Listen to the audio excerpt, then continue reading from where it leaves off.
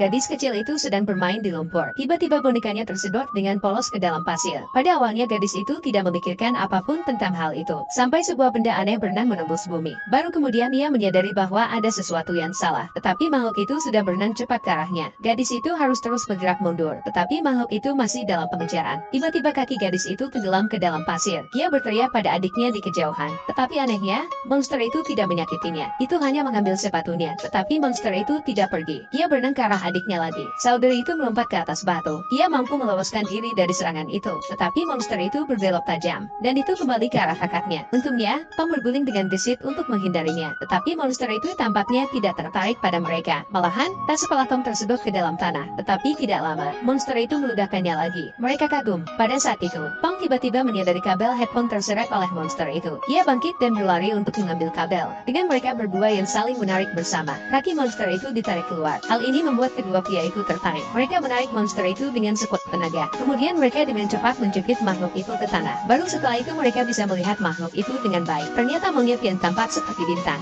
Dan monyet ini bukanlah manusia biasa. Dia bisa berbicara bahasa Mandarin. Ia menipu mereka bahwa ada seorang wanita cantik di belakang mereka. Dan ketika mereka melihat ke belakang, ia berbalik dan mencoba kembali ke pasir. Tetapi ia melupakan kawat di kakinya. Tom menariknya lagi. Tidak ada yang bisa ia lakukan. Ia mengakui bahwa ia adalah seekor monyet suci. Apapun yang ia inginkan, ia bisa mengabulkannya. Kelemahannya adalah bahwa ia hanya bisa mengabulkan satu kali sehari. Mereka sedikit skeptis. Jadi Tom hanya mengatakan, ia ingin menjadi pendaki gunung. Dan segera setelah kata-kata itu keluar dari mulutnya, tubuh monyet itu tiba-tiba melotot. Dan kemudian menjadi lebih besar dan lebih besar. Itu akan meledak di tempatnya. Tetapi kemudian ia kembali ke bentuk aslinya seolah-olah ia mengalami kebocoran gas. Mereka semua memandangnya dengan jijik. Dan saat berikutnya, saudaranya memanjat seperti Spider-Man. Memanjat permukaan tebing. Dan itu lebih mudah daripada berjalan di darat. Tetapi sedikit yang mereka ketahui, bahwa keinginan itu akan berakhir saat senja. Pada saat Tom menyadari bahwa dia terjebak di tengah jalan di atas gunung. Untungnya, Lassie berlari ke atas, dan menariknya dengan tali. Keesokan paginya, para pria menemukan monyet itu lagi, sebagai imbalan untuk pelat baja, untuk membuat harapan yang hanya bisa diimpikan oleh semua orang.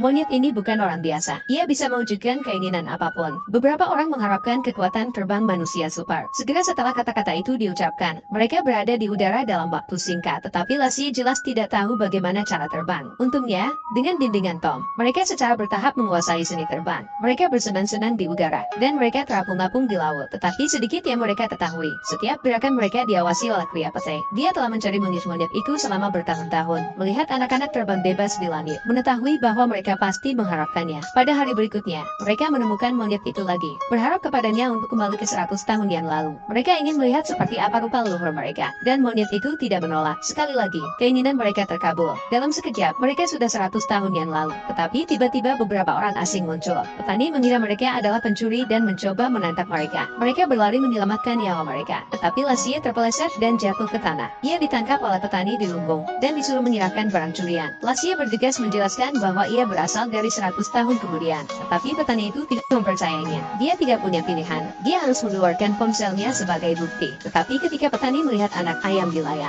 ia langsung terpana. Dia pikir Lassie adalah seorang penyihir dengan kekuatan sihir. Ia mengangkat pistolnya dan mencoba membunuhnya. Karena Lassie kehilangan kata-kata, tembok batu itu tiba-tiba jebol. Itu adalah saudara laki-laki dan perempuannya yang tiba tepat pada waktunya. Dan mereka berdua telah diberi kekuatan dengan dorongan lembut dari sang adik. Petani itu seketika terpental terbang lebih dari 60 meter. Kemudian dengan genggaman kedua tangan, pistol di tanah hancur menjadi payung. Petani itu berlari menyelamatkan nyawanya. Tetapi karena penggunaan kekuatannya yang berlebihan, menyebabkan lompatan waktu di sini. Semua orang telah belajar sihir. Lash melihat bahwa situasinya buruk. Ia meniup keong dan kembali ke dunia nyata. Tetapi terkejut menemukan seorang penggali sedang menggali di pantai. Ternyata peta mencoba menangkap monyet-monyet itu. Monyet itu tidak punya tempat untuk bersembunyi. Mereka segera tertangkap. Tubuh monyet berkembang dengan cepat. Dalam sekejap, ia mengisi seluruh kotak kaca. Saat tubuh tumbuh semakin besar dan besar, kaca bagian luar langsung meledak. Dan setiap kali dia melakukan ini, ia harus membantu orang lain untuk mendapatkan keinginan mereka. Pete membuat permintaan pertamanya. Dia ingin memiliki persediaan koin emas yang tak ada habisnya. Dan segera setelah kata-kata itu keluar dari mulutnya, sebuah koin emas berjatuhan menuruni tangga. Hal ini membuat Pete sangat bersemangat. Dan kemudian semburan koin emas mulai bergulir menuruni tangga. Itu tidak berhenti. Ketika para pria melihat hal ini, mereka Mereka bergegas membawa monyet itu pergi. Pada saat petai bereaksi, kakinya sudah terkubur dalam koin emas.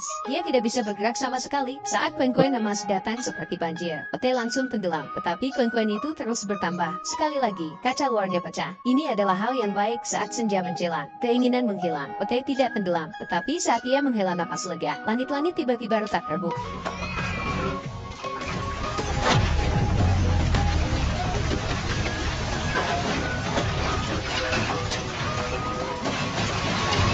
Orang-orang jahat akhirnya mendapatkan pembalasan mereka, tetapi Dewa Monyet telah menggunakan sihirnya secara berlebihan. Dia sekarang dalam keadaan koma. Tidak peduli berapa banyak orang yang berteriak, dia tidak bergerak sama sekali. Adik perempuan mengira monyet itu hanya lapar, jadi dia menuangkan pasir dari sepatu bau ke dalam mulutnya. Tetapi yang mengejutkan saya, monyet itu secara ajaib terbangun. Mereka saling berpelukan dalam kegembiraan untuk mencegah monyet terluka lagi. Mereka memasukkan monyet ke dalam mobil. Mereka membawanya ke pantai lain. Dengan pasir, monyet menjadi sangat aktif. Sebelum ia menyadarinya, ia berenang di pasir selama puluhan kali perjalanan pulang pergi. Untuk berterima kasih kepada mereka karena telah menyelamatkan hidupnya, sang monyet memutuskan untuk mengabulkan satu permintaan mereka lagi. Tetapi yang mengejutkan, keinginan yang dibuat anak-anak kali ini bukan untuk diri mereka sendiri, tetapi mereka berharap bahwa monyet itu akan melindungi diri mereka sendiri. Tidak pernah ditemukan oleh orang jahat, monyet itu tersentuh oleh keinginan. Itu adalah pertama kali dalam hidupnya. Untuk pertama kali dalam hidupnya, ia merasakan kehangatan seorang manusia.